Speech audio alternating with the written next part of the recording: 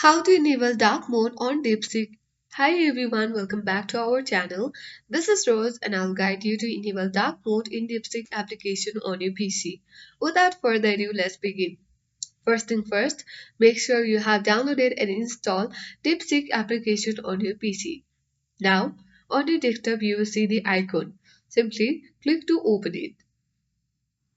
You will reach on this interface. Click on Start Now and simply you will reach on this section.